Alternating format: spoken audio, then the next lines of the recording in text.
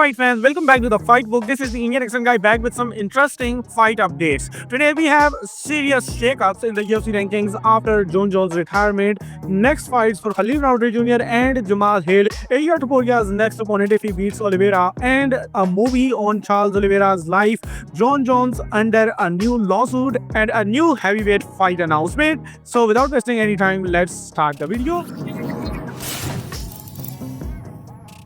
Let's start it from UFC rankings updates. The first pound-for-pound ranking update following Jon Jones' retirement sees new undisputed heavyweight champion Aspinall move up 3 spots to number 8.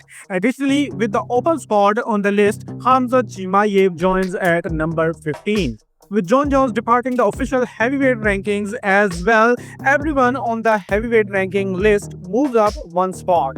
That leaves an open spot at number 15 where Rizwan Kuniev makes his debut. Anyway, following Khalil Roundtree Jr.'s win over Jamal Hill, Roundtree moves up 3 spots in the new light heavyweight official rankings at number 4. He now trails only Alex Pereira, Jiri Prochazka and Carlos Ulberg. The man he beats, Jamal Hill, falls 2 spots to number 6.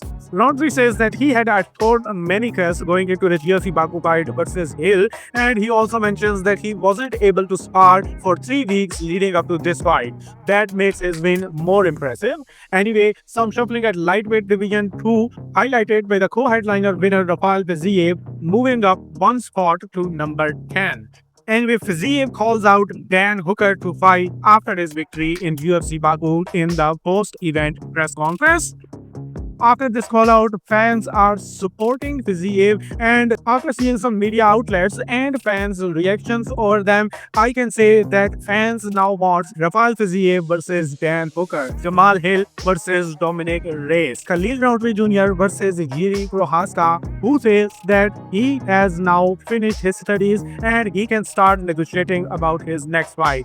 Now you tell me in the comment section that do you want these 3 fights after UFC BAKU or not. Anyway, another interesting call out was from Nazim Sadipov, who tells Ariel Helwani that following his hometown victory at UFC BAKU, he would now like to go to enemy's territory against either Benoit Saint-Denis at UFC Paris or Manuel Torres at Noche UFC.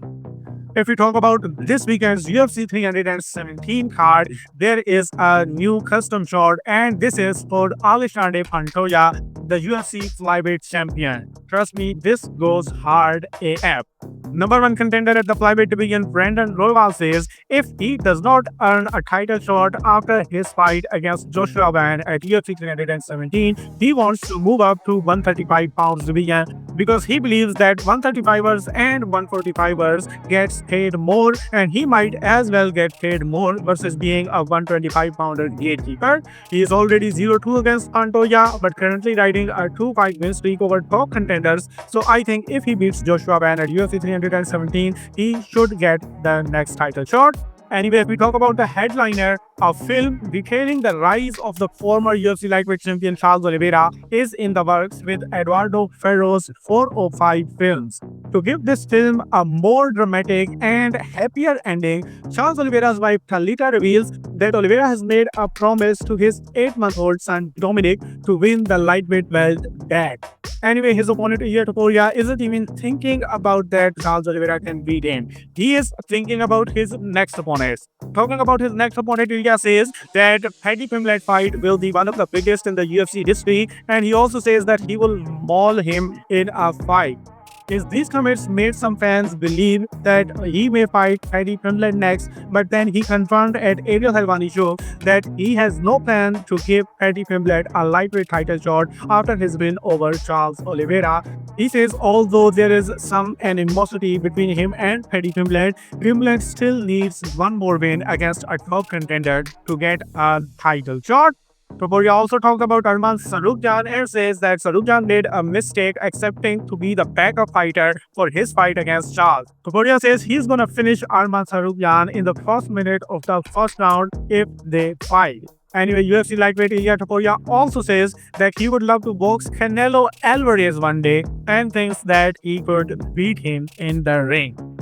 After talking about his welterweight fight against Islam Makhachev, now we can officially say that he is going too far. And we're talking about Canelo Alvarez. Dana White confirmed that the main card of Notion UFC and Canelo Crawford will not air at the same time. He says you will be able to watch one right into the other. Dana White also says there would be performance bonuses at Canelo Crawford card and those will be six figures. Moreover, talking about UFC 318 headliner, Dana White confirms that UFC 318 was built specifically for Dustin Poirier's retirement fight. Dustin Poirier also confirmed that he really is retiring after UFC 318, and he also revealed that he has a baby boy on the way. He even says that he is not coming back even if he gets the next title shot.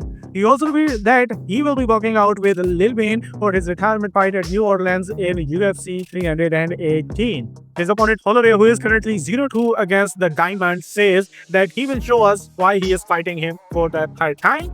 Holloway says he won't let Dustin Poirier get his fairy tale end, and he also says he will still be there when Poirier will be riding off into the sunset. Call your family, call your friend, call everybody for this one, because Holloway said if you want someone to start watching the UFC, make them watch this fight.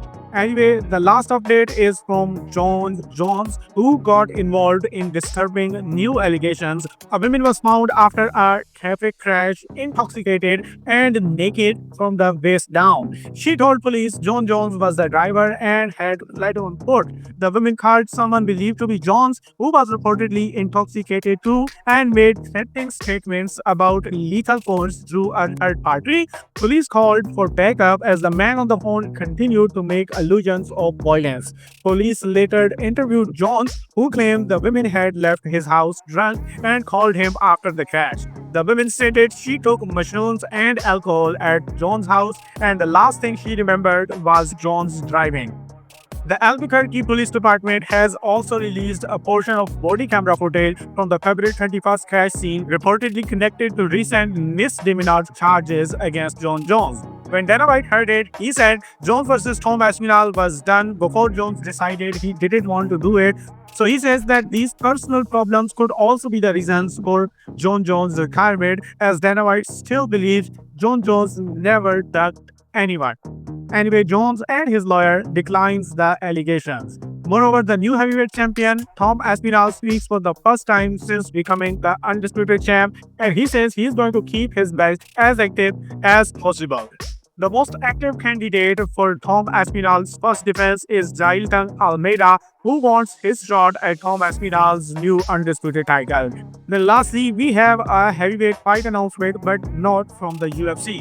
It is a one MMA heavyweight title fight where Rueg will defend his heavyweight title versus Anatoly Malykhin in their rematch.